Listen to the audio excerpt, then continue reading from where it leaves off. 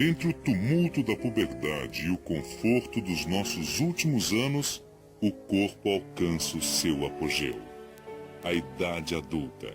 Fortes, alertas, completamente desenvolvidos, encaramos agora os desafios dos adultos. A transmissão de nossos genes, a constituição de uma família. No entanto, nossos corpos não deixam de sofrer alterações. A cada passo, eles se transformam. E no lento e gracioso arco da maturidade, o corpo humano participa da mais extraordinária de todas as jornadas. A Era da Maturidade. Nós, humanos, somos abençoados com vidas longas. 2 vezes mais longas do que as das pessoas há apenas 1 século. E assim, hoje, durante muito mais tempo, os nossos corpos permanecem no apogeu. O caleidoscópio dos sentidos, o poder dos músculos, tudo funcionando em sua plenitude. E mesmo assim, eles não estão parados, mudam continuamente, formando e reformando. Durante a nossa vida adulta, o ciclo de mudança continua. E tudo começa com as células. Os nossos corpos são formados por colônias organizadas de células. Na verdade, o que vemos ao olharmos para nós mesmos são grandes comunidades de células, trilhões delas.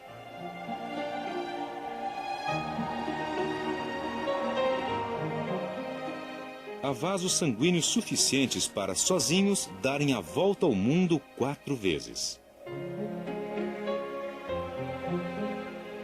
A cada momento, células estão sendo formadas, enquanto outras estão morrendo. Juntas, participam de uma coreografia em um vasto minueto de criação e transformação. É um processo que não tem fim.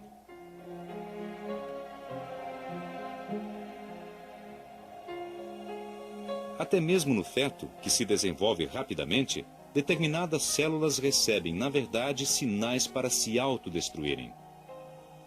À medida que a mão cresce, células devem ser eliminadas para que os dedos e as fendas entre eles sejam esculpidos, da mesma maneira que um escultor cinzela um bloco de pedra. Durante toda a nossa existência, a vida e a morte, o começo e o fim estão interligados.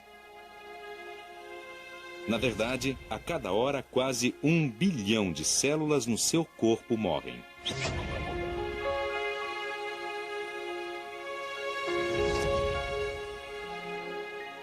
E é uma sorte que isso aconteça. Elas são substituídas por células novas em folha. É isso que nos mantém vivos e saudáveis. Dessa maneira, estamos constantemente renascendo a cada ano de nossas vidas.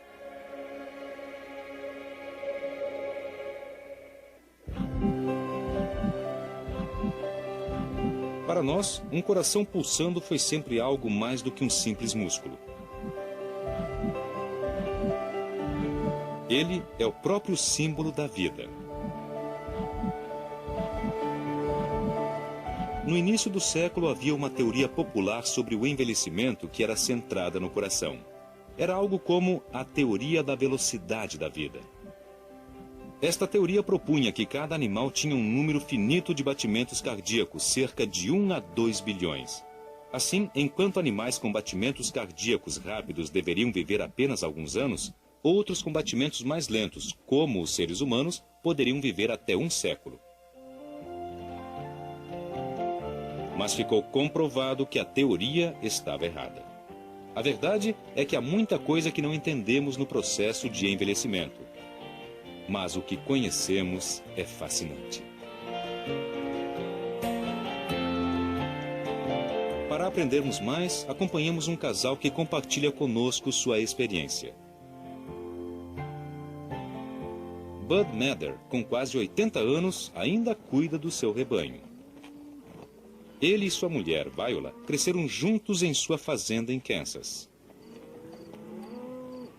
Eles vivem lá desde que se casaram há 45 anos. E nunca se ausentaram por mais de 3 semanas durante todo esse tempo. Bud fará 78 em novembro e Viola fez 63 em agosto passado. Há uma diferença de 15 anos entre eles. Uma vez os amigos brincaram com ele dizendo que ele gostava do cheiro de leite. Mas o envelhecimento é um processo que compartilham desde o primeiro encontro em um baile da escola quase 50 anos atrás. Ele se aproximou e convidou-a para dançar, e ela logo pensou que ele tinha os olhos mais azuis que ela já tinha visto, e se apaixonou por aqueles olhos azuis. A pele dela era bonita e macia, e ele se apaixonou na hora. À medida que envelhecemos, avançamos um pouquinho aqui e ali, e cedemos outro pouquinho aqui e ali. Eu não acho que nosso amor tenha diminuído. Pelo contrário, ficou profundo. Um compreende mais o outro. Tanto Bud quanto Viola têm experimentado algumas das mudanças que ocorrem naturalmente conosco conforme os anos passam. A primeira vez que Viola percebeu que precisava de óculos estava no carro com Bud. Eu disse, ai meu Deus, tem 2 carros, cuidado, vamos bater. E ele disse, do que é que você está falando? Aqueles carros não estão lado a lado, um está atrás. E ele disse, sabe, é melhor você fazer um exame de vista. Dentre todos os sentidos, talvez a visão seja o mais vital. Um quarto inteiro do nosso cérebro é dedicado à visão. Muito mais do que ao paladar, ao olfato, à audição ou ao tato. O que se vê quando se olha no fundo do olho é apenas uma parte do cérebro que é visível ao mundo exterior.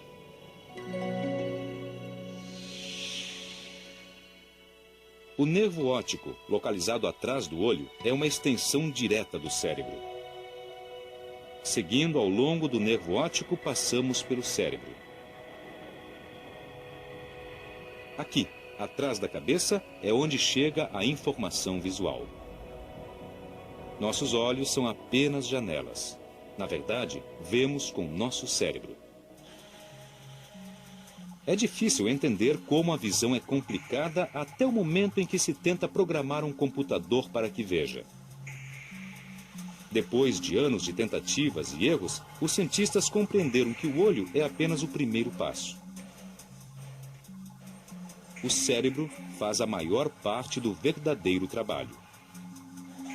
Esses robôs são dotados de excelentes câmeras, mas falta-lhes o cérebro para que o que veem faça sentido. E isso pode ser um problema.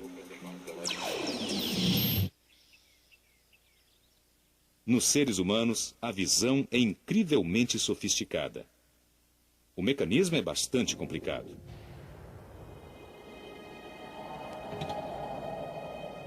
Quando a pupila dilata, podemos olhar diretamente a retina através do cristalino.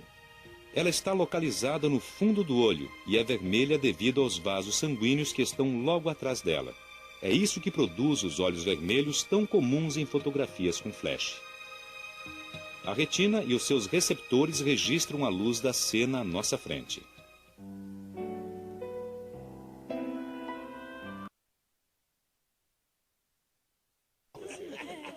A maioria dos animais vive apenas o suficiente para ter filhos e criá-los.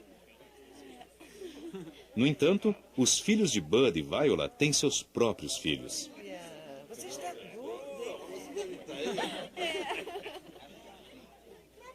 Uma vez que somos capazes de viver o suficiente para nos tornarmos avós, como isso afeta os nossos corpos? Algo especial acontece às mulheres quando ficam mais idosas. É a menopausa. E isso é praticamente único no reino animal. Para as mulheres, isso marca o final dos seus anos férteis e tem algo de misterioso. Com frequência, os homens podem produzir espermatozoides férteis por toda a vida. Teoricamente, aos 100 anos, um homem ainda é capaz de procriar. Mas, definitivamente, isso não se aplica à mulher. Quando nasce, ela tem cerca de 2 milhões de óvulos em seus ovários.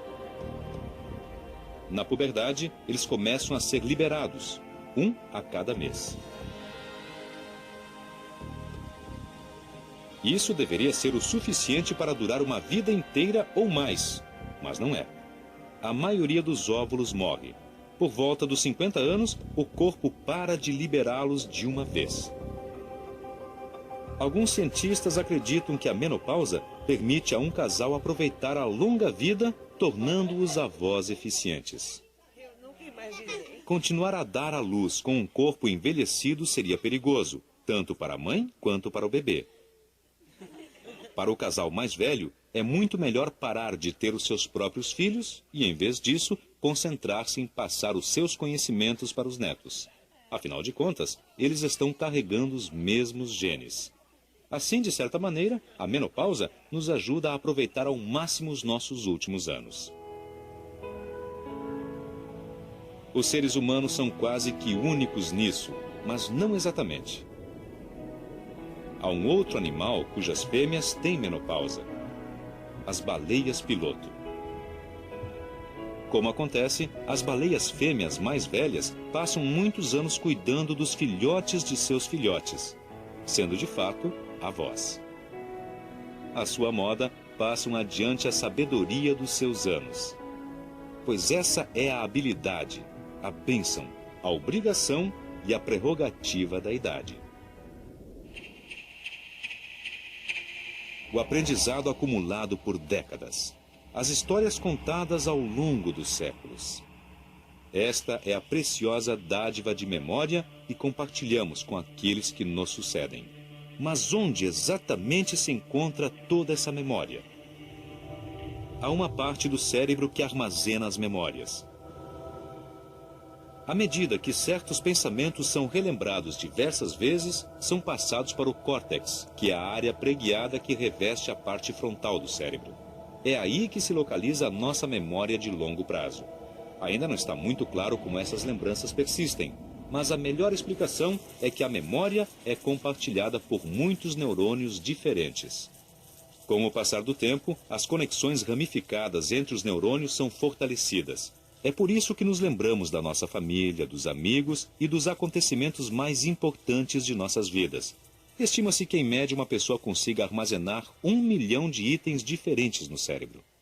Eu vou contar da seguinte forma: preparar, atenção, começar, certo?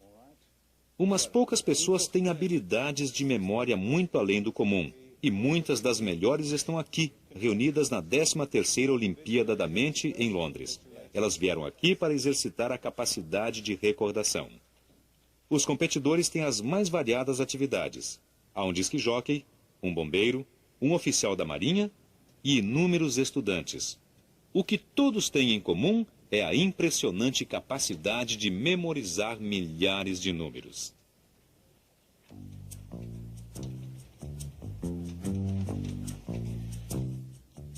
Preparar, atenção, começar. Este homem ganhou o campeonato de memória 4 vezes. Hoje, a vitória está na dependência de um baralho de cartas completo que ele tem que memorizar em apenas 3 minutos.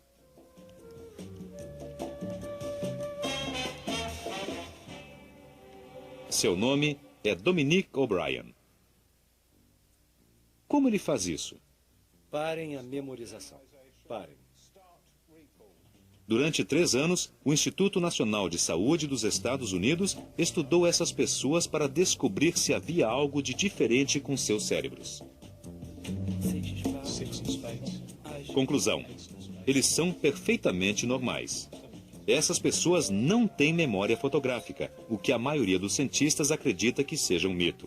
Na verdade, a única diferença entre eles e você é que eles treinaram a memória que todos nós compartilhamos.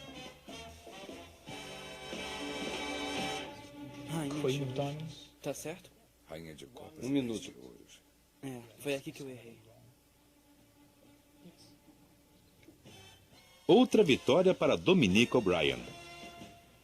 Qual o seu segredo?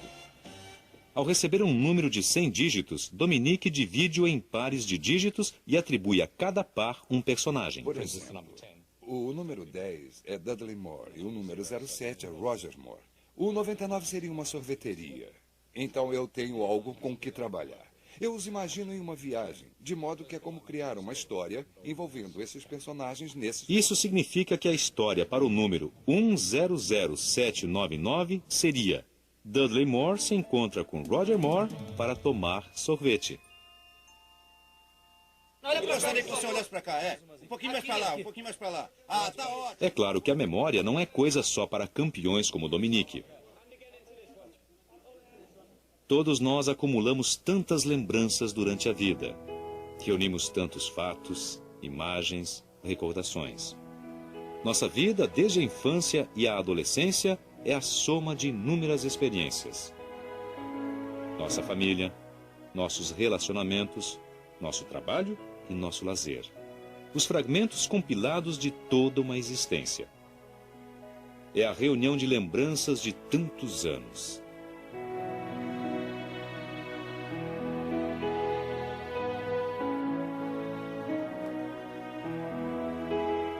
Mas elas estão todas envolvidas por um grande mistério. Passamos pela vida praticamente sem considerar o nosso destino final.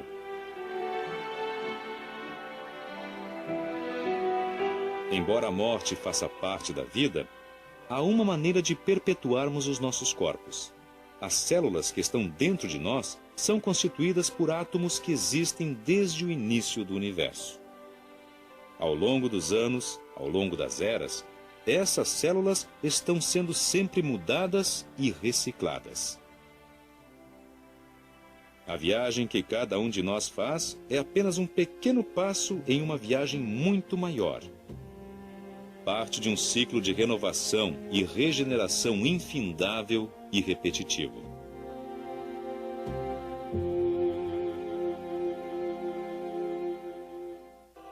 Pode ser que nunca venhamos a saber como é exatamente o outro lado da vida. Mas algumas pessoas estiveram muito próximo, apenas para retornar e nos contar a história.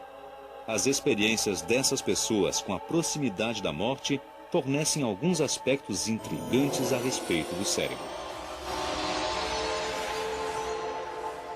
Eu percebi que estava dentro de um túnel e havia luz no final.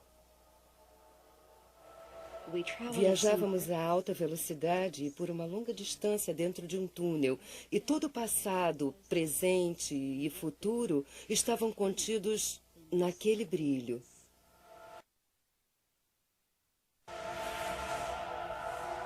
Praticamente todos aqueles que estiveram muito próximos da morte dão os mesmos depoimentos de sensações extracorporais e túneis de luz.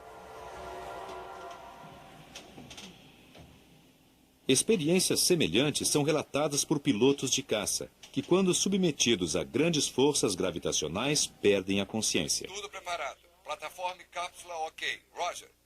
Sinalizadores ok.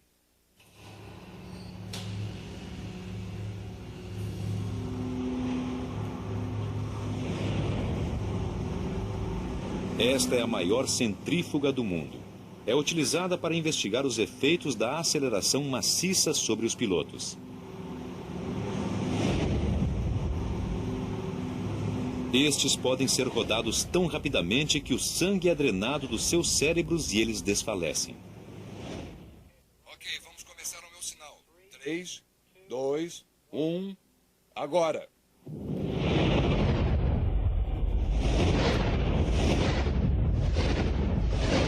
Esta investigação sobre perda de consciência é o mais próximo que se pode chegar do estágio seguinte.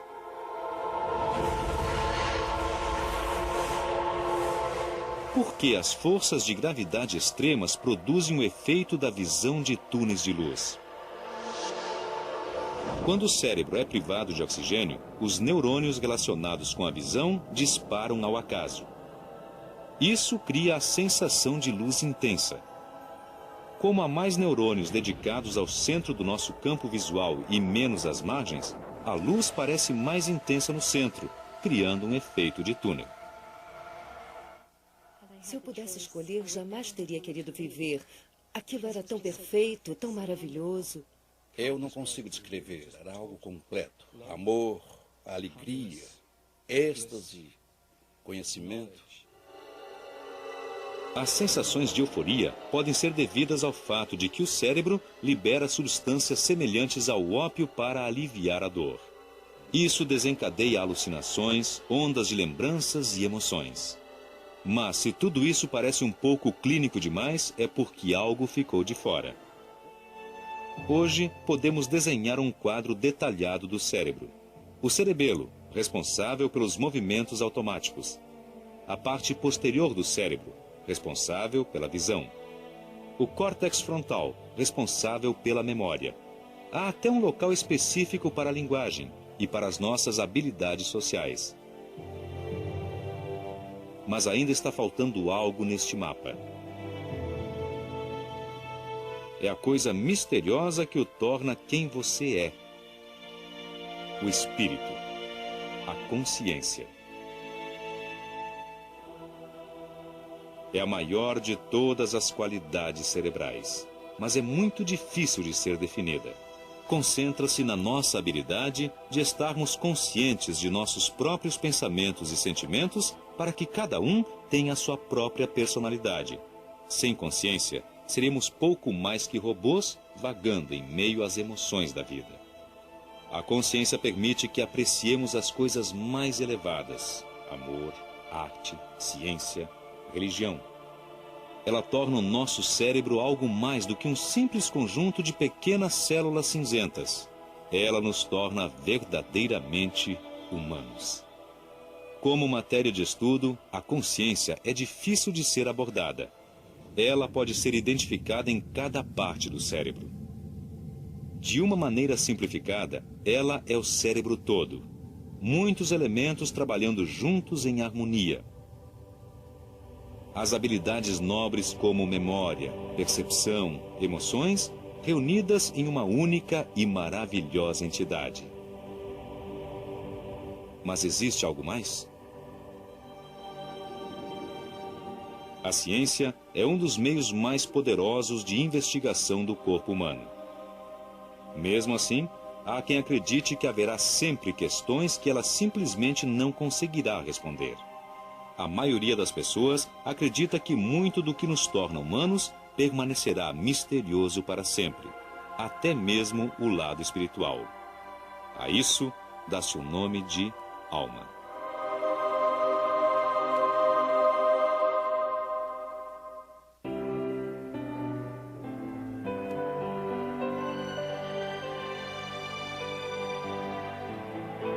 À medida que Bud e Viola chegam ao fim da viagem, alcançam o destino de toda uma vida: o Alasca. Neste cenário espetacular que o circunda, os ciclos da criação continuam. Ciclos de nascimento e amadurecimento, renovação e mudança constante. Ao longo dos anos, eles viram muitas mudanças à medida que cresceram juntos. E, francamente, não o teriam experimentado de nenhuma outra maneira.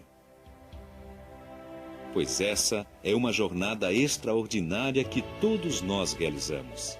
A partir do milagre do nascimento, mergulhamos na vida, através dos primeiros passos, das primeiras palavras, dos primeiros dias de colégio. Das provas da adolescência, às alegrias e aos medos do namoro. Da responsabilidade de criar uma família à sabedoria adquirida a duras penas nos nossos anos de maturidade. E enquanto isso, as transformações de ossos e músculos. O cérebro maravilhoso. A trama dos sentidos. O sangue que corre em nossas veias. Essas são as maravilhas da nossa vida. As maravilhas do nosso corpo. Passam-se as décadas e, através delas, continuamos contando com esta nave fiel que nos transporta pela jornada de uma vida toda: o corpo humano.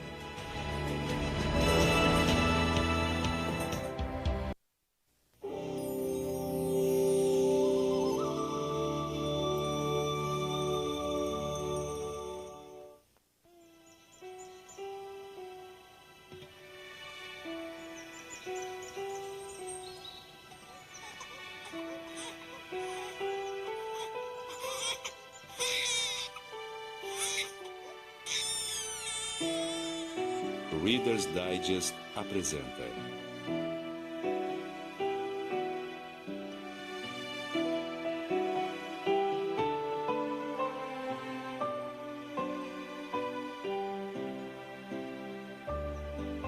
Maravilhas do corpo humano.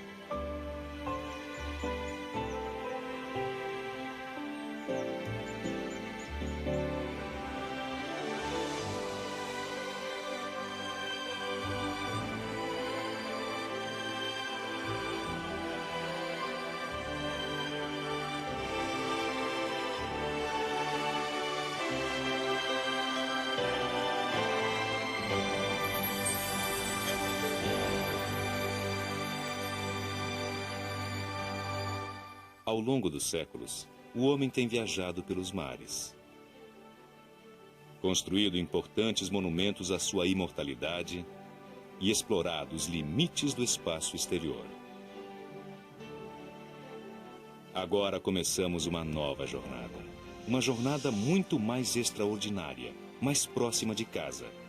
Uma jornada dentro do corpo humano. O corpo é uma criação impressionante. Uma máquina miraculosa. Uma espécie de nave que nos conduz através da vida. Hoje sabemos mais a respeito dele do que nunca.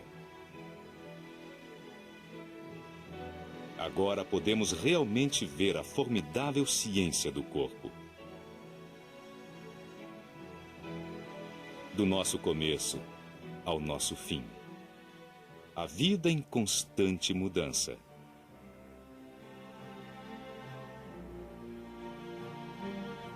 Como nossas células cerebrais são conectadas quando somos crianças. Como os hormônios nos transformam durante a adolescência.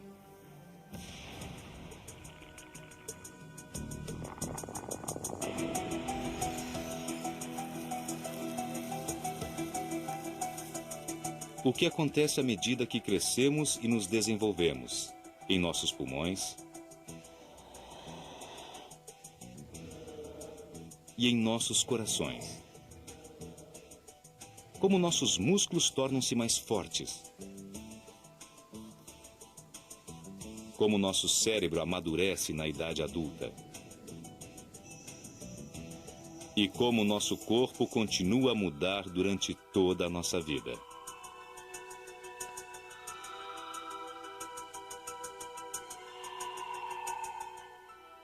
Com o auxílio de novas câmeras e novas tecnologias, vamos mostrar a você coisas que nunca viu antes com detalhes incríveis. Os pelos que conduzem o som para dentro de nossos ouvidos. As papilas gustativas na superfície da língua.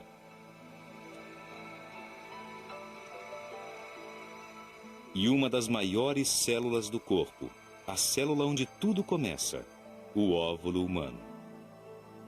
O milagre da vida.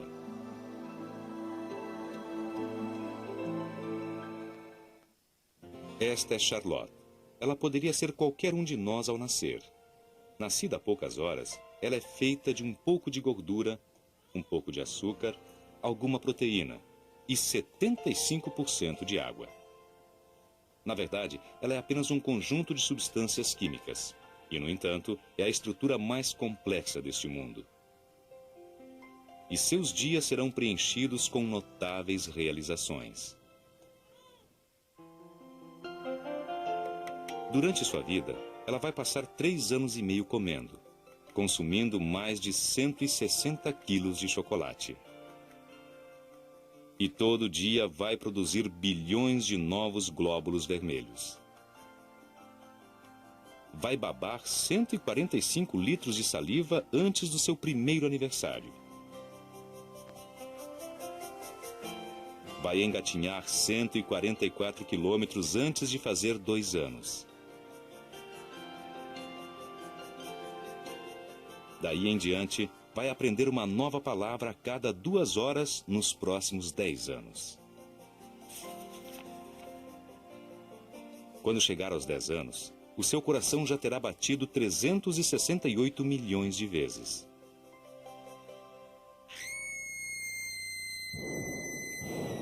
Ela Ela vai passar pouco mais de 12 anos vendo televisão. Eu já cansei de falar. E 2 anos e meio ao telefone. Ou pelo menos é o que parece. À medida que cresce, vai passar 2 semanas inteiras beijando. Suas unhas vão crescer cerca de 25 metros. Os cabelos, cerca de 960 quilômetros. E os pelos do nariz, quase 2 metros. Quando chegar aos 21 anos, já terá caminhado milhares de quilômetros. E terá inspirado uma quantidade de ar equivalente a mais de 3,5 milhões de balões cheios. À medida que os anos passam, cerca de 18 quilos de pele morta terão descamado. Ela terá piscado 415 milhões de vezes, com olhos capazes de reconhecer mais de 1 milhão de cores. Para a pequena Charlotte, assim como para todos nós, a jornada começa como um milagre. O milagre do nascimento. Lá, dentro do útero, um coração de bebê está batendo 120 vezes por minuto. Mas o pequenino vai precisar de mais do que isso para permanecer vivo. Vai necessitar da máquina que mantém a vida mais sofisticada do planeta.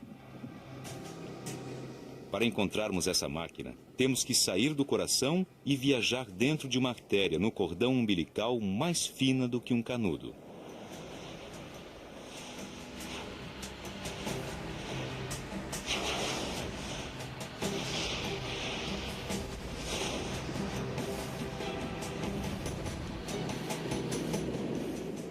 É o elo espiralado entre o bebê e o que mantém sua vida.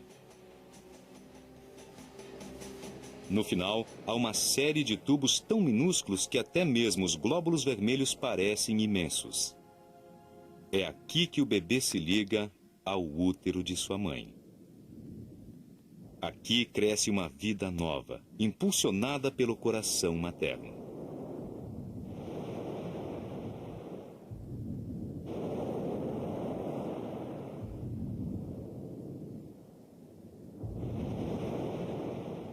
Essa relação única entre mãe e bebê se estabelece no início de cada nova vida.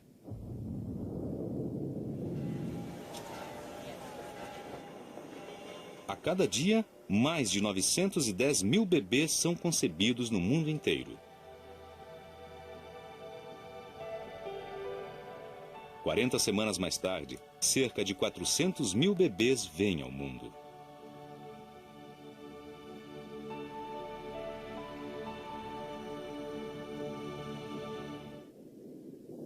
Para muitos pais, esta é a primeira imagem que eles têm do bebê. Um ultrassom. Empilhe 100 imagens de ultrassom e uma nova imagem surge. A imagem fantástica e tridimensional de uma criança antes do nascimento.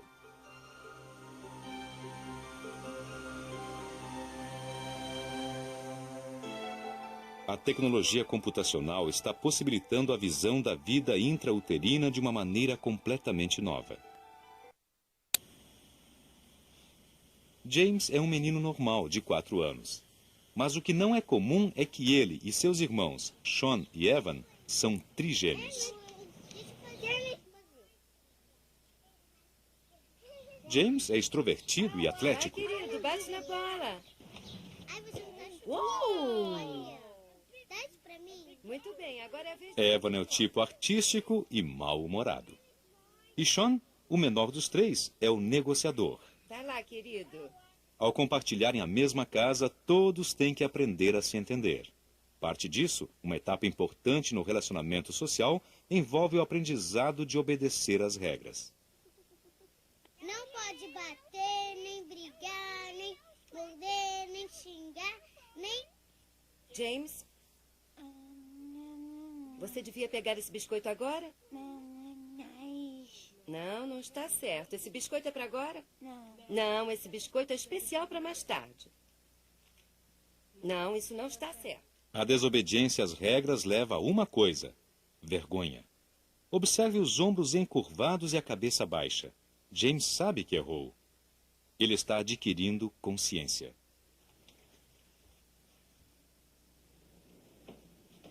Mas assim que as regras são ensinadas às crianças, essas descobrem uma maneira de burlá-las. É surpreendente como começam cedo as mentiras inocentes.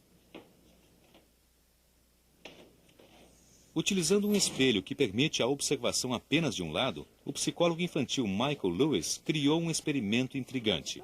Eles colocam um brinquedo atrás da criança e, em seguida, pedem a ela que não se vire até que eles voltem. Não dá para resistir. Seus olhos começam a... Ele vai virar. Ok.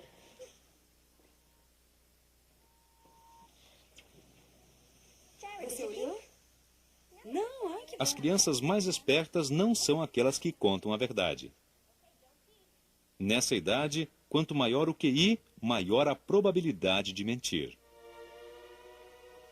Para fazer isso deliberadamente, essas crianças têm que acreditar que o experimentador não sabe o que se passa dentro da cabeça delas. Did you peek at it behind you? Não. A compreensão de que as outras pessoas podem ter pensamentos diferentes dos seus não é apenas útil para a ocasional mentira inocente. É um estágio crucial. O estágio que se segue à autoconsciência, a consciência dos demais. Os trigêmeos, agora com 5 anos, desenvolveram essa consciência. Tomemos o esconde-esconde como exemplo. Trata-se de uma brincadeira sofisticada. Os meninos sabem que o pai não vai conseguir vê-los caso se escondam. Eles percebem que a visão do mundo do pai pode ser diferente da deles. A compreensão de que os outros veem o mundo de maneira diferente pode parecer óbvia para nós, mas é um ponto decisivo no desenvolvimento de cada criança. Através do exame do cérebro, foi possível identificar a área exata onde essa consciência se desenvolve. Quando se contam histórias que requerem essa área localizada exatamente na frente do cérebro, ela se ilumina. Nos trigêmeos, as conexões cerebrais dessa região estão agora quase completas. A consciência dos outros é a peça final do quebra-cabeça. Ela marca a transição da fase de bebê para a de criança maior. Em apenas 5 anos, os trigêmeos venceram todos os desafios que o mundo lhes apresentou. Andar, falar, entender os pensamentos dos outros. Estão prontos para o próximo estágio de suas existências. Vai, leva o ursinho para aula. Vai para aula. Estão prontos para o desafio da vida de todo dia. Tchau. E que desafio!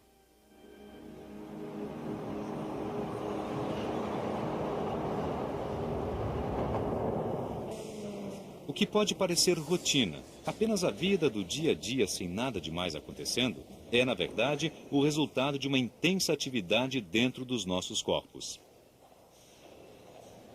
A cada segundo, todos os dias, desempenhamos literalmente milhares de tarefas diferentes. A simples existência é um equilíbrio incrivelmente complicado de células e neurônios, impulsos e artérias, músculos, ossos e tecidos. Bilhões de pequenas máquinas, todas controladas pelo cérebro.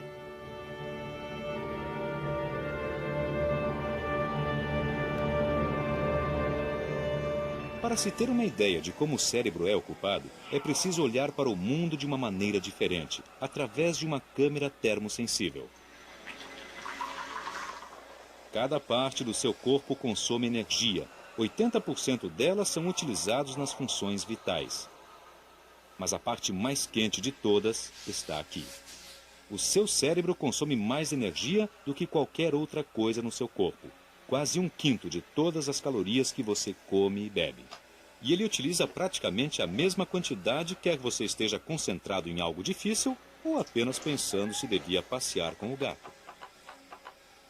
Porque de dia e de noite o seu cérebro é desafiado com a tarefa mais difícil que ele tem de enfrentar: manter você vivo.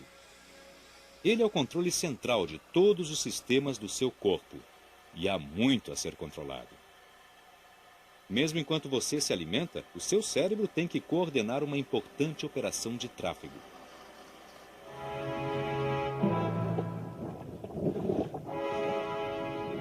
Embora o caminho seja uma descida, o alimento não cai da boca direto no estômago. Quando o cérebro lhe diz para engolir, ele dispara ondas de contrações musculares. Elas comprimem as coisas ao longo do esôfago a uma velocidade de cerca de quase 4 centímetros por segundo.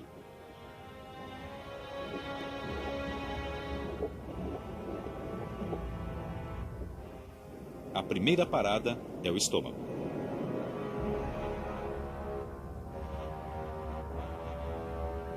Este é essencialmente um liquidificador biológico. O seu revestimento interno apresenta delicadas pregas que permitem que ele se expanda a cada garfada.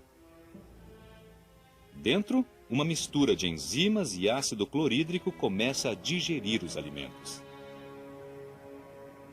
Uma refeição permanecerá ali por 4 horas, quando o estômago começa a se agitar. Em seguida, ela será liberada no intestino delgado. Por orientação do cérebro, será adicionada bile. Isto vai auxiliar na degradação das gorduras. Ao todo, o seu jantar desta noite estará circulando durante cerca de 24 horas.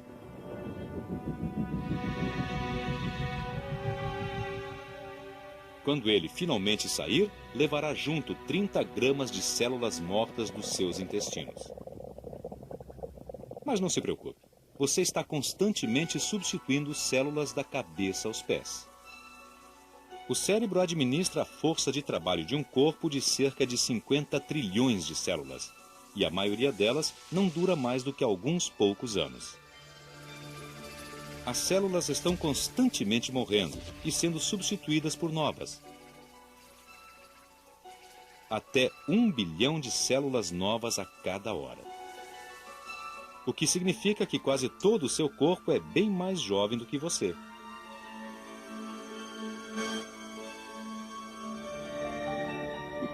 Mas algumas células não são substituídas. Essas células são especiais. Cada uma delas tem uma tendência natural para contrair-se. São células cardíacas. E muitos milhões delas trabalhando de uma vez constituem um batimento cardíaco.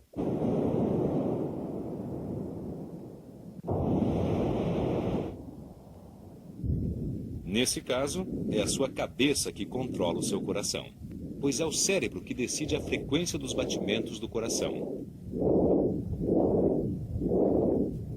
E a mesma parte do cérebro que controla o coração também cuida do exterior. Seu corpo precisa manter uma temperatura constante de 36,5 graus e o cérebro dispõe de uma variedade de truques para fazer isso. Essa é a pele aumentada 1000 vezes. Se você olhar mais de perto, verá que ela apresenta vários buracos. Eles são as aberturas de minúsculos dutos, tubos por onde o suor pode fluir.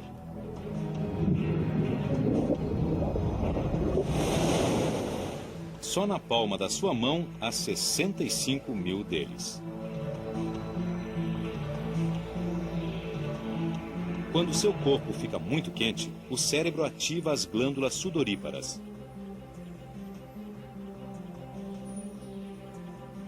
A evaporação do suor ajuda você a se refrescar. Caso o seu cérebro decida que você precisa se aquecer, ele lança mão de outro truque. Os arrepios. São pequenas elevações e depressões que aprisionam o ar quente próximo à pele, mantendo o calor. Tudo isso está sendo controlado aqui, dentro da sua cabeça. E não pense que dormindo você vai se livrar de todo esse trabalho duro. Mesmo quando estamos dormindo, nossos cérebros não descansam. Eletrodos podem medir a atividade do cérebro. 128 sensores detectam minúsculos sinais emitidos quando as células cerebrais disparam. Esse é o padrão produzido quando você está relaxado. Mesmo quando você está descansando, essas ondas mostram que o seu cérebro está em plena atividade. E ele não para nunca. Para que tenhamos um melhor entendimento deste extraordinário centro de comando, vamos levá-lo em uma viagem dentro da cabeça. Além dos músculos externos, além dos ossos do crânio e dentro do cérebro.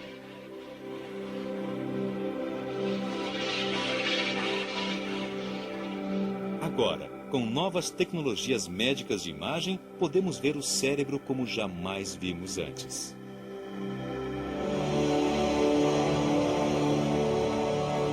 O cérebro humano é uma estrutura miraculosa. É o objeto mais complicado de todo o universo conhecido.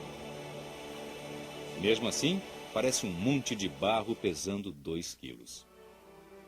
É surpreendente considerar que foi através dele que alguém algum dia sentiu, pensou e amou. Há séculos, os cientistas vêm lutando para entender em que consiste esse estranho objeto. Mas nos últimos tempos temos feito enormes progressos. Hoje podemos realmente ver dentro de um cérebro vivo. As tomografias computadorizadas provam que é com o cérebro que pensamos e sentimos.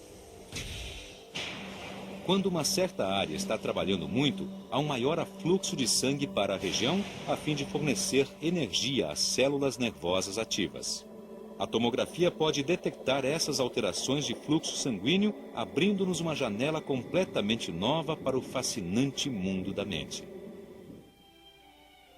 Utilizando esta técnica, podemos realmente observar o cérebro trabalhando. Aqui está uma pessoa ouvindo música. Diversas áreas se iluminam de uma vez. Este é o local onde processamos todos os sons e onde apreciamos música. É surpreendente como há até áreas separadas para a melodia, ritmo e tom. Mas o que está realmente acontecendo lá dentro do cérebro? Tudo começa com essa estrutura em forma de árvore, uma célula cerebral ou neurônio. Aqui está um neurônio de verdade, aumentado 10.000 vezes. Os neurônios são os minúsculos tijolos de construção do cérebro. Eles fazem algo notável que origina todos os nossos pensamentos. Eles disparam um impulso elétrico. Agora, pela primeira vez, pode-se realmente ver um disparo.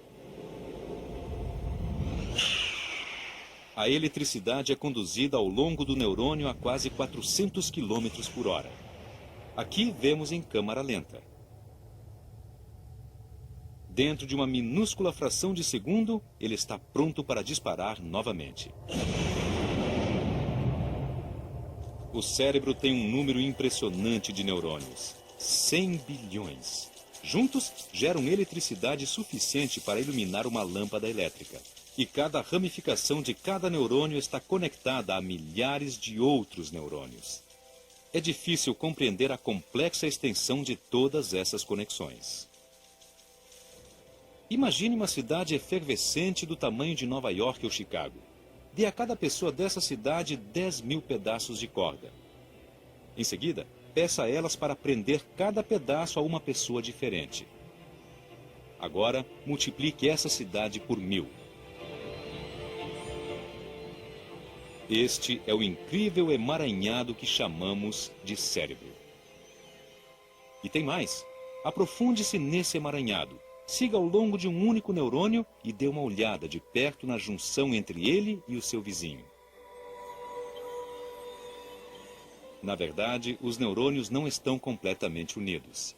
há um minúsculo espaço vazio entre eles. Para ultrapassar esses espaços vazios, os neurônios liberam diminutas quantidades de substâncias químicas toda vez que disparam, os transmissores químicos que carregam os nossos pensamentos.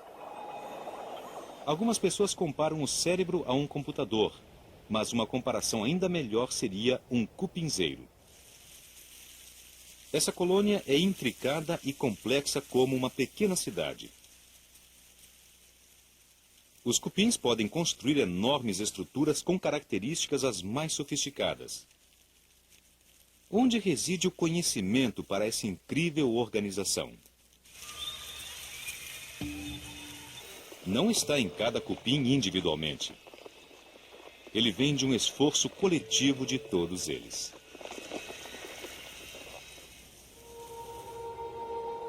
Da mesma forma, são conjuntos de neurônios agindo unidos que nos dão todas as nossas habilidades. Cada conjunto, localizado em uma determinada região do cérebro, assume uma responsabilidade diferente, desde as nossas habilidades humanas mais avançadas, como a linguagem e a memória, até as mais básicas, como o movimento. Como andamos, corremos e fazemos esforços sem pensar, esquecemos-nos de como atingimos essa incrível precisão. Mas veja o que acontece quando somos colocados em um ambiente totalmente novo. Os astronautas têm que aprender a se mexer novamente ao entrarem em um mundo sem gravidade.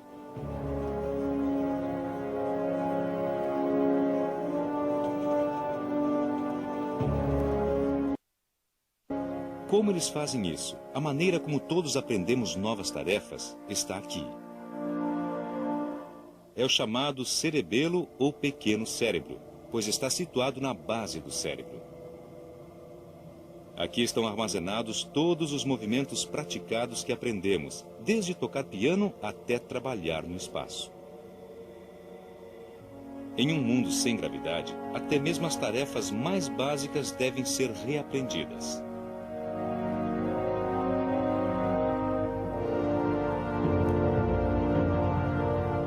Uma vez tendo praticado o suficiente, o cerebelo assume o controle automaticamente. Um pensamento é disparado. Em seguida, o cerebelo envia instruções para o corpo. Isso acontece sem que nos demos conta. Na verdade, a parte inconsciente do cérebro é com frequência mais habilidosa do que a parte consciente.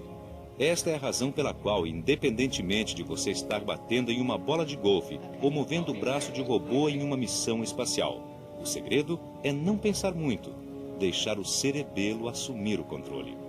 Nos confins do espaço, utilizamos os mesmos processos mentais que desenvolvemos quando éramos bebês. Primeiro, aprendendo a controlar nossos membros. Em seguida, fazendo com que quase toda a ferramenta seja uma extensão do nosso corpo.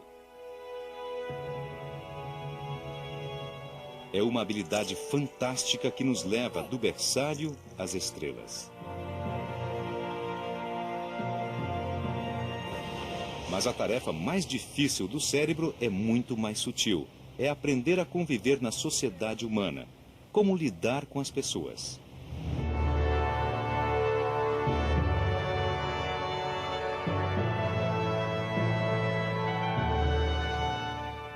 As cerimônias de governo parecem imponentes, como na Câmara dos Lordes na Grã-Bretanha.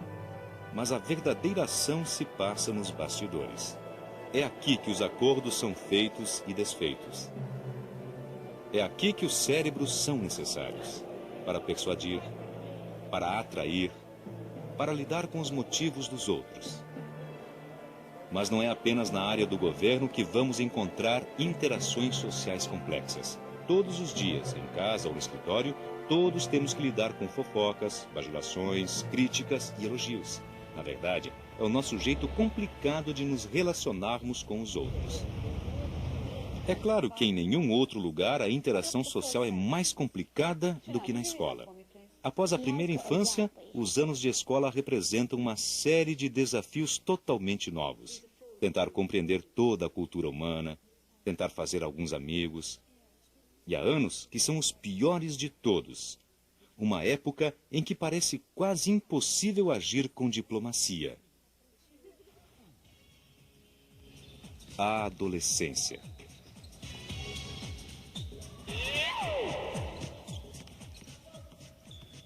Essa é uma época de mudanças incríveis. Todos passamos por isso, e essa fase pode ser bem tumultuada. Com frequência temos a ilusão de que controlamos o nosso corpo, mas na verdade é a nossa biologia que nos controla. E em nenhum outro momento isto é mais evidente do que durante o grande passeio de montanha-russa, que é a puberdade.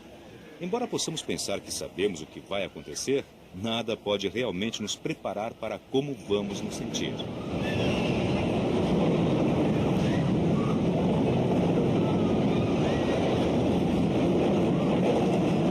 Temos a sensação de que é empolgante e perigoso, e nem mesmo sabemos quanto tempo vai durar. Mas o pior de tudo é exatamente quando você acha que tudo está sob controle e então algo acontece e seu corpo muda de novo.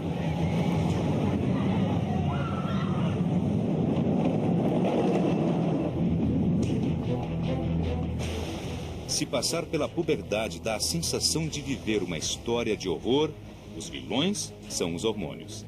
Esses minúsculos mensageiros químicos estão além do nosso controle. De repente, hordas deles começam a circular em nossa corrente sanguínea, ordenando mudanças em nosso corpo. Eles nos dizem para ficarmos prontos para termos filhos.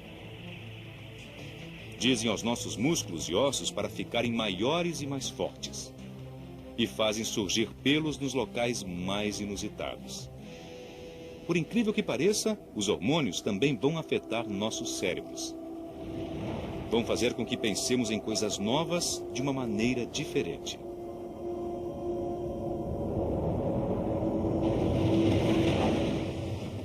Para o adolescente em crescimento, todas essas alterações vão significar confusão e tumulto. No entanto, são parte do caminho para a idade adulta, o caminho para a maturidade física e emocional.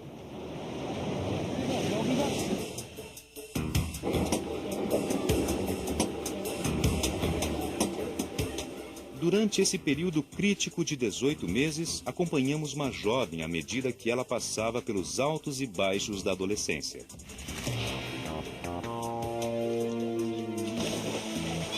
Beatrice está no limiar da idade adulta. Mas há um ano sua aparência era muito diferente. Aqui está ela aos 12 anos. Em termos biológicos, fez tudo o que uma criança devia. Sobreviveu ao momento mais perigoso, seu nascimento. Aprendeu a andar, a falar e a lidar com o complexo mundo social à sua volta. Mas ela está bem consciente do que o futuro lhe reserva.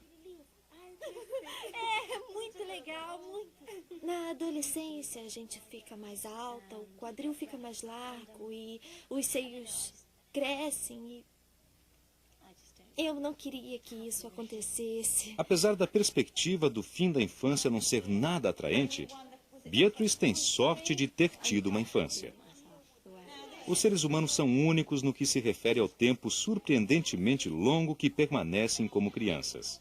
Se Beatrice fosse qualquer outro animal, já teria deixado de ser criança há muito tempo. Nika é uma tigresa de Bengala de 13 semanas. Para ela, como para a maioria dos animais, a transição de recém-nascida a totalmente crescida ocorre como um processo contínuo. Em apenas 2 anos, ela estará pronta para ter os seus próprios filhotes. Caso os humanos se desenvolvessem da mesma maneira, seríamos capazes de ter filhos aos 4 anos. Mas interrompemos a jornada até a maturidade sexual quando ainda somos pequenos. Esperamos mais de uma década antes de estarmos equipados para termos filhos. Enquanto isso, empregamos nosso tempo em algo surpreendente, o aprendizado.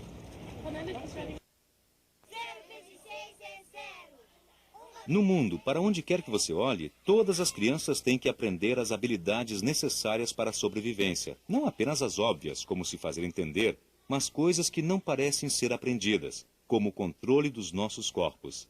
E como crianças, podemos aprender mais rápido do que jamais seremos capazes.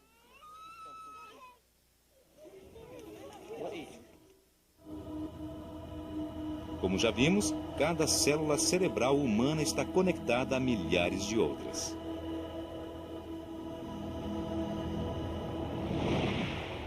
Cada conexão é uma autoestrada neural. Um caminho para um comportamento ou informação gravados no cérebro, adicionando algo mais ao que somos.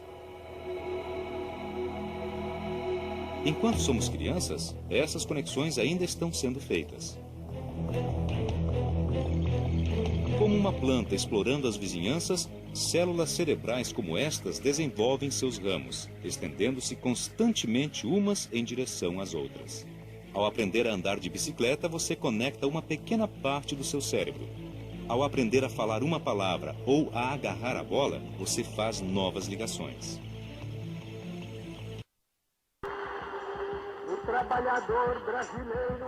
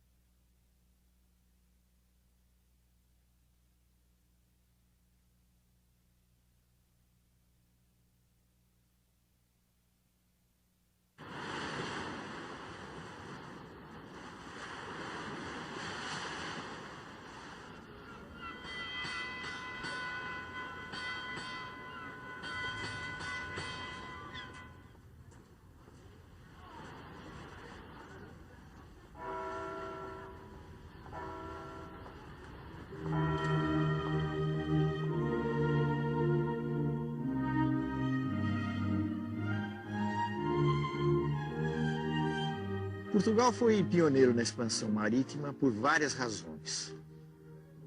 Uma de ordem interna foi o fato de que muito cedo Portugal se transformou numa monarquia centralizada. E a coroa portuguesa teve recursos suficientes para empreender uma grande aventura em busca de novas terras.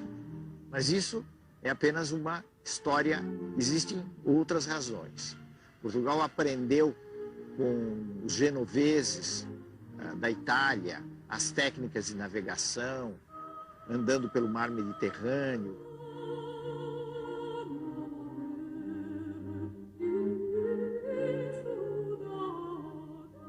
A outra coisa é a posição de Portugal, que fica ali no Atlântico, numa espécie de ponta, vamos dizer assim, não em linguagem de geógrafo, mas em linguagem comum. É uma ponta da Europa. E isso facilitava que os portugueses se lançassem pelo Atlântico afora em busca de novas terras.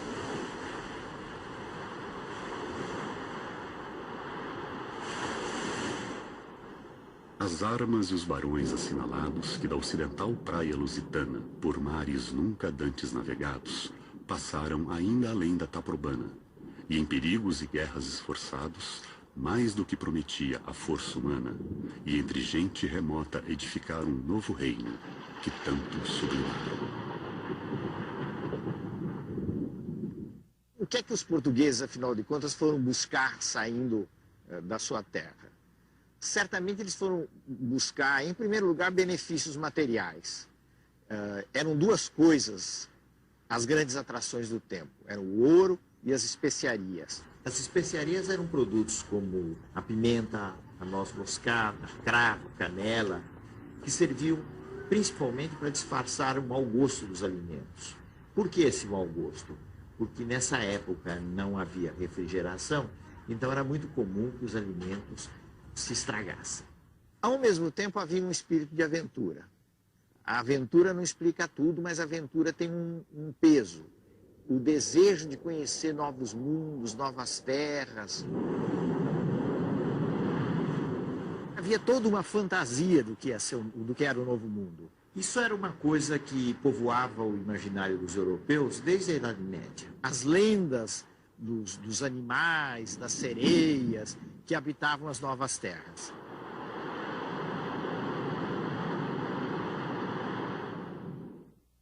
As expedições portuguesas pelo mar eram expedições muito avançadas tecnicamente para as condições da época.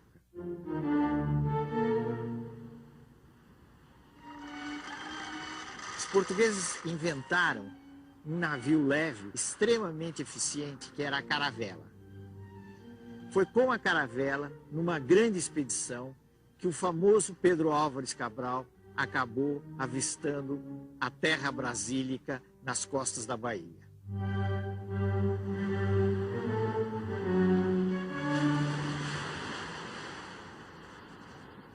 E assim seguimos nosso caminho por esse mar, sempre para diante, até terça-feira das oitavas de Páscoa, que foram 21 dias de abril, que topamos alguns sinais de terra, ervas compridas a que chamam de botelho. E a quarta-feira seguinte pela manhã, topamos aves, e à tarde houvemos vista de terra. Um grande monte, muito alto e redondo, com outras serras mais baixas a sul dele e de terra chã, com grandes arvoredos, ao qual Monte Alto o capitão pôs o nome, o Monte Pascoal, e a terra de Vera Cruz. Então, essa chegada, podemos estar certo que foi uma coisa impressionante.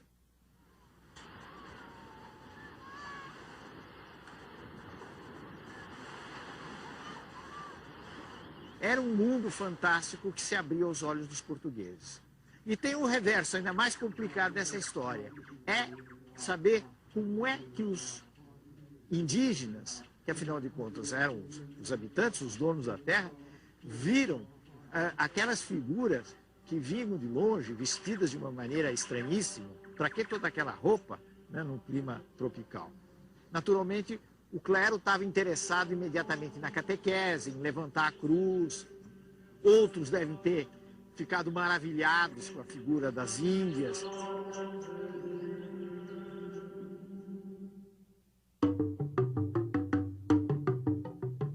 Os quadros que são feitos da chegada, que foram feitos muito no século XIX, refletem uma maneira de ver essa descoberta que pode estar muito longe do real, porque é a maneira de um pintor do século XIX.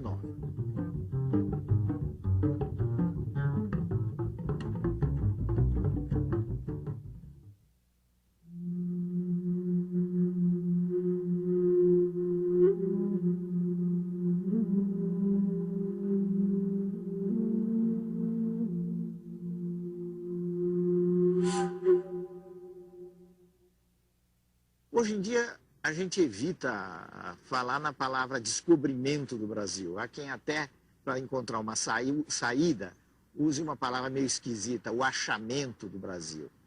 Mas o Brasil não foi nem descoberto nem achado. Se nós tomarmos essa expressão para dizer, bom, isso era uma terra inteiramente vazia que os portugueses chegaram.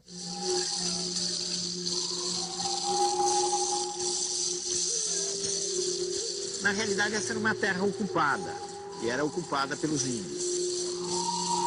A história do relacionamento entre índios e portugueses é uma história trágica. Os índios foram expulsos das terras que ocupavam, foram escravizados nos primeiros tempos da colônia e milhares deles morreram vítimas de doenças trazidas pelos portugueses.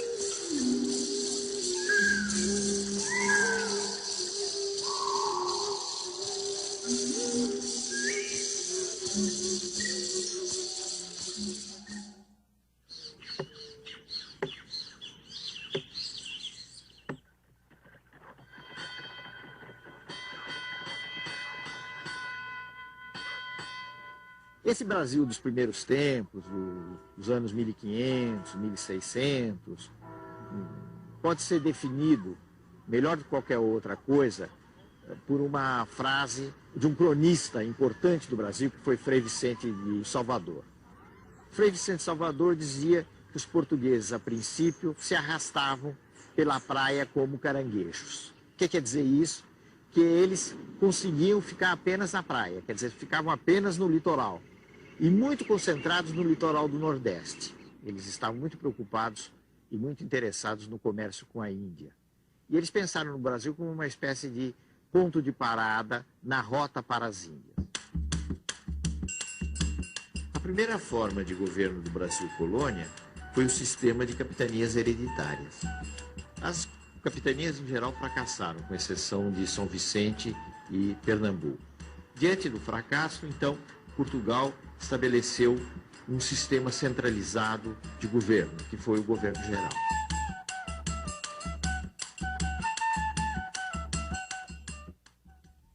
Quando os portugueses chegaram à conclusão de que era preciso dar um ganho econômico ao Brasil, eles se concentraram principalmente na produção de açúcar, plantando a cana-de-açúcar.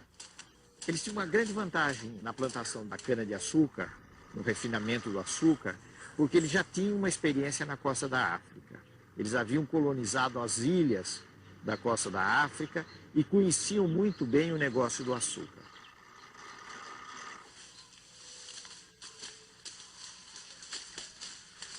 Só que para tocar uma grande fazenda de cana, eles necessitavam de braços.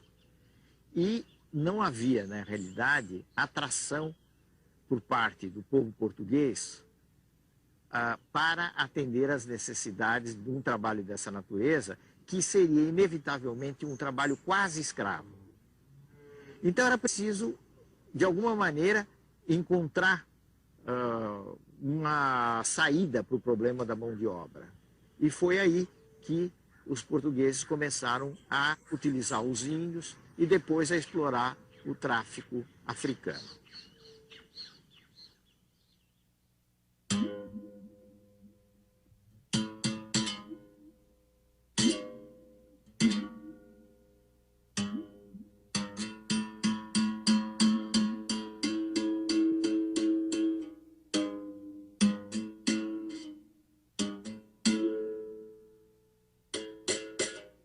Os escravos vieram em condições muito penosas para o Brasil. Morria muita gente na travessia da costa da África para o Brasil.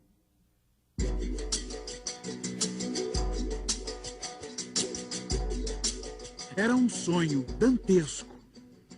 O tombadilho que das luzernas avermelha o brilho em sangue a se banhar, tinir de ferros, estalar do açoite. Legiões de homens, negros como a noite, horrendos a dançar. Negras mulheres suspendendo as tetas. Magras crianças cujas bocas pretas rega o sangue das mães. Outras, moças, espantadas, no turbilhão de espectros arrastadas, em ânsia e mágoa. Vãs, Senhor Deus dos desgraçados, dizei-me vós, Senhor Deus, se é a loucura, se é a verdade, tanto horror perante os céus.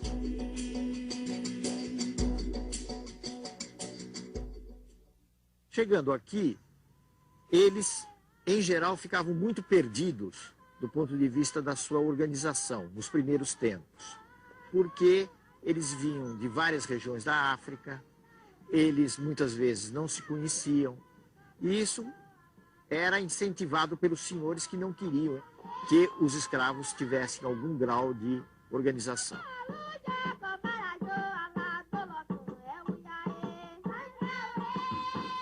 A resistência dos negros à escravidão teve, no Brasil, muitas dificuldades para se realizar. A extensão do país, a diversidade dos grupos, mas ela acabou existindo. Só que nunca houve nada no Brasil, não só no Brasil como em outras colônias, que fosse semelhante a uma grande insurreição, como aconteceu no Haiti em fins do século XVIII. Mas as resistências existiram e a forma mais conhecida da resistência é a forma do quilombo. É uma organização de negros fugidos, mas se sabe hoje que não só de negros fugidos, havia gente que se juntava aos negros e tinha uma forma de vida própria.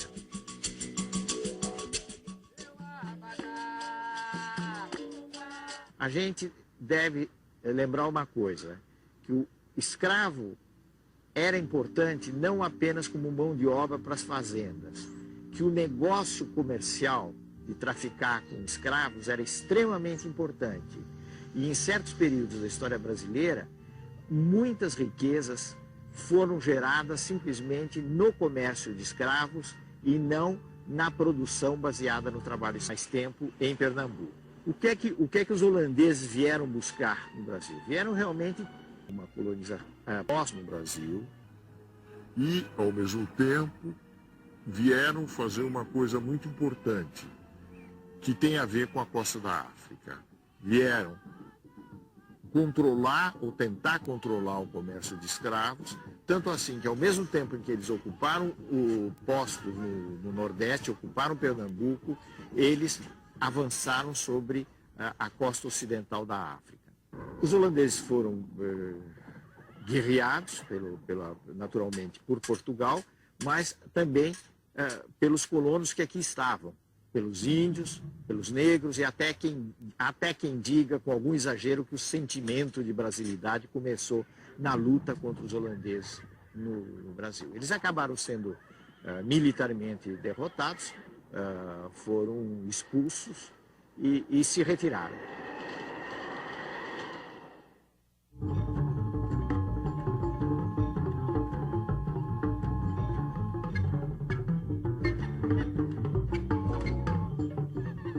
O Brasil do século XVII ainda é um Brasil pouco explorado. Era um Brasil atrasado, um Brasil mais indígena. O caso de São Paulo, por exemplo. O que era São Paulo? São Paulo era uma terra de gente rústica, os famosos bandeirantes, que viviam de avançar pelo sertão, apresar os índios, conquistar território para a coroa portuguesa. Os bandeirantes desempenharam um papel muito importante nesses avanços no interior do Brasil.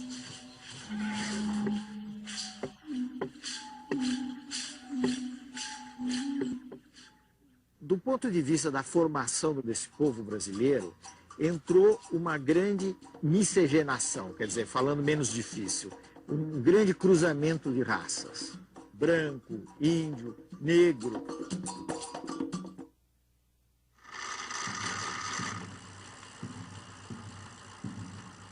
Em meados do século XVIII, mais ou menos, finalmente os portugueses quebraram uma frustração muito grande que eles tinham com os espanhóis. Porque os espanhóis, nas conquistas deles na América, desde o México até o vice-reinado do Peru, tinham encontrado quantidades enormes de ouro e prata. E os portugueses andavam em busca dos metais preciosos e realmente não encontravam. Até que, por obra da ação dos bandeirantes, essas entradas pelo interior, as minas de ouro foram descobertas na região que, por causa disso, veio a se chamar de Minas Gerais.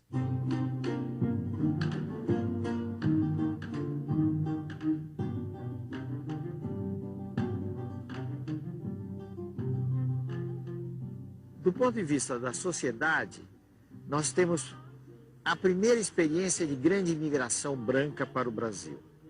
Quer dizer, os portugueses não se interessaram pelo açúcar, muito menos por entrar pelo sertão adentro, né? Mas quando se soube que havia ouro no Brasil, metais preciosos no Brasil, diamantes no Brasil, houve uma imensa corrida em busca do ouro para o Brasil de imigrantes vindos de Portugal.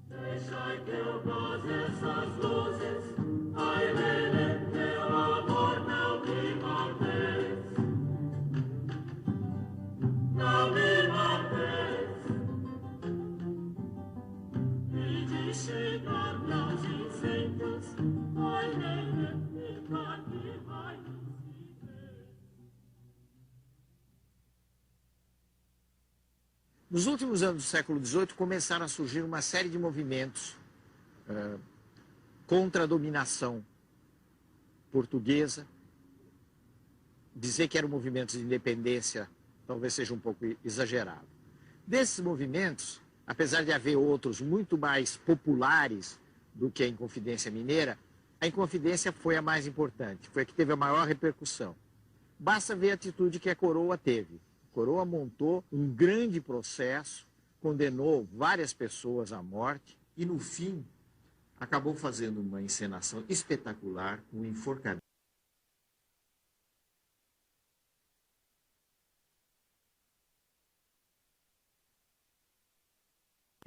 Tiradentes.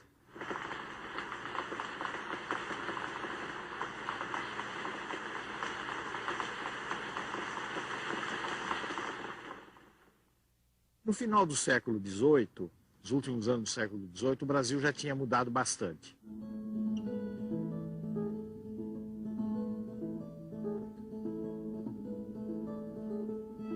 A gente já pode dizer que os portugueses não se arrastavam pela costa como caranguejo. Já tinham avançado para colonizar o país. Não era ainda o Brasil de hoje, mas era alguma coisa que, na sua fisionomia de território, se aproximava do Brasil de hoje.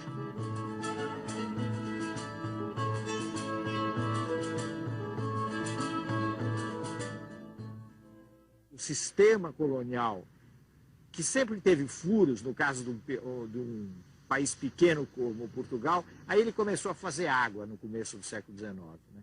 Ele começou realmente a afundar. Esse sistema começou a ser quebrado na medida em que a Inglaterra foi cada vez mais se tornando uma potência dominante no mundo.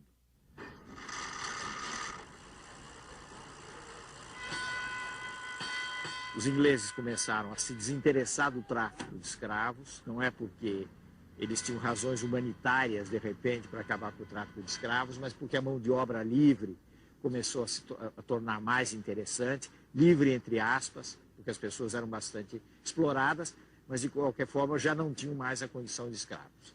Então, nesse sentido, o sistema colonial que trazia embutido com ele o controle, o monopólio de um comércio de escravos, também começou a fazer água, começou a quebrar.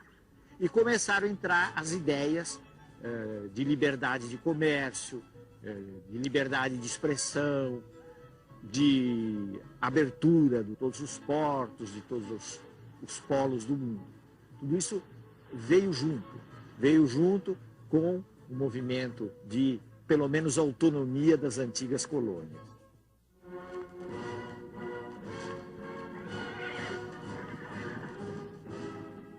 Portugal estava acossado pelos franceses, por Napoleão, sob a ameaça de invasão do território. Então, Dom João vem para o Brasil com a corte portuguesa no começo do século XIX. Essa vinda da família real mudou muito o quadro do Brasil. Há quem diga de uma forma muito sucinta, muito resumida, eu acho que uma frase muito feliz, que a metrópole virou colônia e a colônia virou metrópole.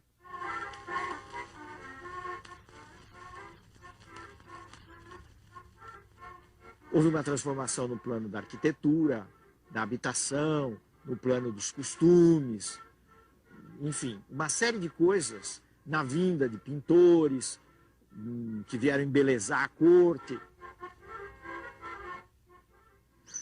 No plano das relações internacionais, um dos fatos mais importantes da vinda de Dom João VI é o reconhecimento, com todas as letras, da liberalização do comércio internacional. Quer dizer, o Brasil tinha os seus portos abertos às nações amigas, e a gente deve pôr isso entre aspas, porque as nações amigas, nesse caso, era uma expressão que significava basicamente a Inglaterra. Quer dizer, a partir daí a Inglaterra pôde ter um acesso direto aos portos brasileiros, ao comércio com o Brasil, coisa que já existia, mas de uma forma indireta.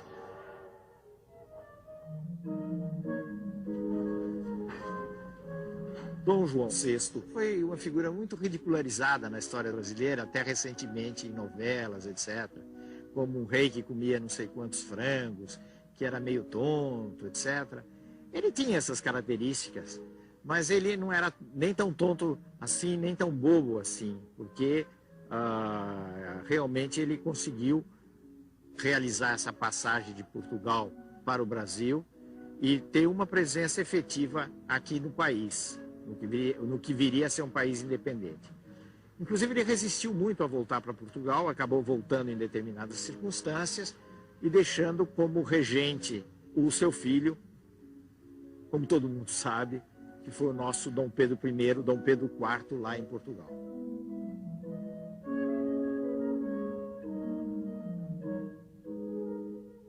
Esse fato da presença de Dom Pedro, e também as pressões das elites do Rio de Janeiro, sobretudo, acabaram levando a uma situação de progressivo atrito com as cortes portuguesas, situação que acabou concluindo com o famoso ato que é muito discutido, muito comentado, foi objeto de quadros históricos, que foi a independência do Brasil, aqui em São Paulo, na colina do Ipiranga.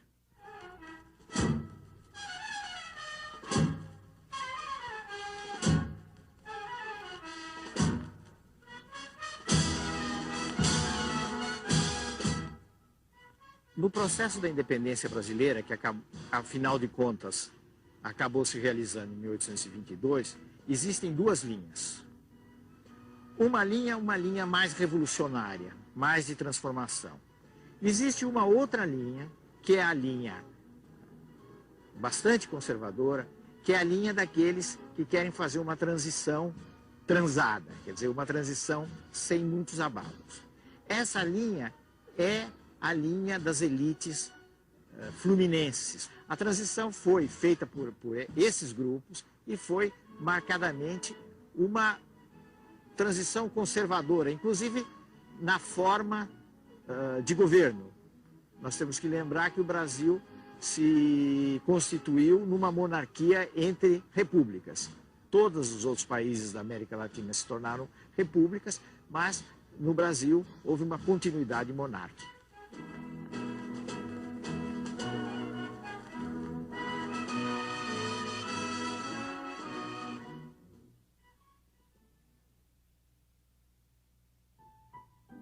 No próximo programa, o Império Brasileiro torna-se definitivo. O longo reinado de Dom Pedro II, o sucesso do café, o começo da indústria e, ainda assim, a demora em pôr fim à escravidão.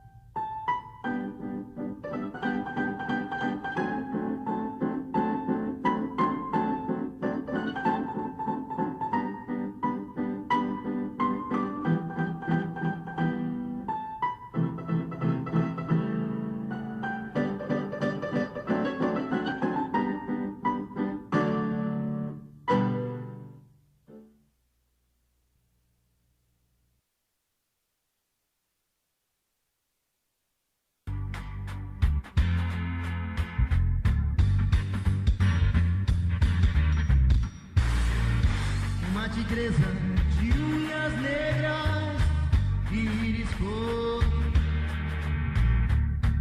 uma mulher, uma beleza que aconteceu, esfregando sua pele de ouro, do seu corpo contra o meu, me falou que o mal é bom e o bem cruel.